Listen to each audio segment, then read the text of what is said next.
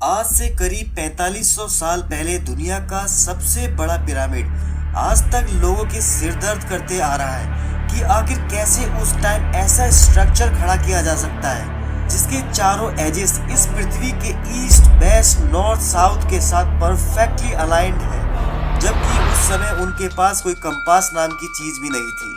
पर कैसे कैसे ये पिरामिड ठीक उसी दिशा में खड़ा है जिस दिशा में ओराइन बेल्ट पर मौजूद 3 स्टार पाए जाते हैं, और कैसे इस पिरामिड के अंदर 20 डिग्री सेल्सियस का कांस्टेंट टेम्परेचर मेंटेन रहता है। और दुनिया को सबसे ज्यादा परेशान करने वाला फैक्ट, इसके वो पत्थर जो अप्रोक्स 2.5 से 80 टन तक वजनी थे, और केवल इनका वजन ही नहीं बल्कि कैसे इन पत्थरों को मूव कराया होगा और एक के ऊपर कैसे प्लेस किया गया होगा।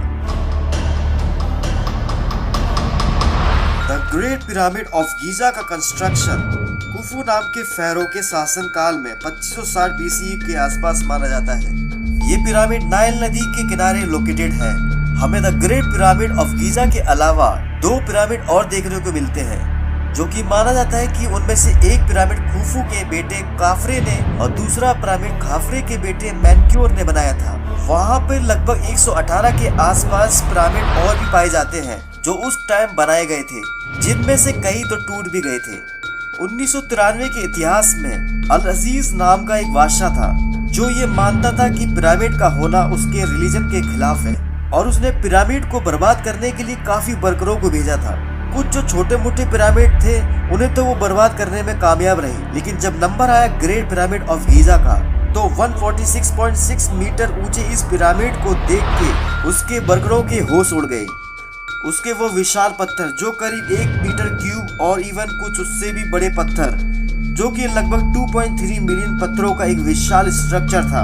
ऐसा भारी स्ट्रक्चर जिसका वजन 5.75 मिलियन टन था, उसको बर्बाद करना कोई आसान काम नहीं था। ऐसे में उस बादशाह को अपनी हार कबूल करनी पड़ी। आखिर इतने बड़े विशाल पत्थर जिनका वजन 2.5 टन से लेकर 80 टन तक था, इसको कैसे मूव किया होगा उस समय जब ना तो पहिया था और ना कोई मशीन। आखिर कैसे इन टनों वजनी पत्थरों को करीब 147 मीटर ऊंची इमारत पर पहुंचाया गया होगा, और इन पत्थरों को कैसे तराशा गया होगा।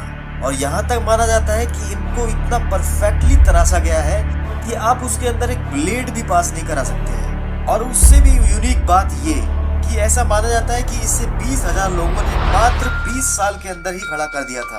पर इस पे सवाल ये उठता है, 20,000 लोग एक एक पत्थर को ट्रांसपोर्ट करके पिरामिड पर फिट करें तो एक पत्थर को लगभग 2 मिनट में प्लेस करना पड़ेगा, यानी कि एक दिन में लगभग 300 से 400 बड़े पत्थरों को प्लेस करना पड़ेगा।